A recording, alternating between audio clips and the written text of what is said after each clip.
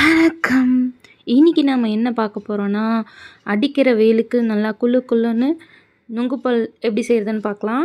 அதுக்கு நான் நுங்கு வாங்கிட்டு வந்து நல்லா வாஷ் பண்ணி தோல் நீக்கி எடுத்துக்கிறேன். இந்த மாதிரி தோல் நீக்கிட்டு அதை குட்டி குட்டி பீசஸாக கட் பண்ணி வச்சுக்கலாம்.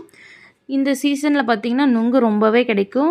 அதுவும் இல்லாமல் உடம்புக்கும் ரொம்ப நல்லது, குளிர்ச்சியை தரக்கூடியது, ரொம்ப சூப்பராக இருக்கும். இது சும்மாவே சாப்பிட்லாம். ஆனால் இந்த மாதிரி பாலில் போட்டு அதை வந்து ஃப்ரிட்ஜில் வச்சு சாப்பிட்டோன்னா ரொம்ப அல்டிமேட்டாக இருக்கும்.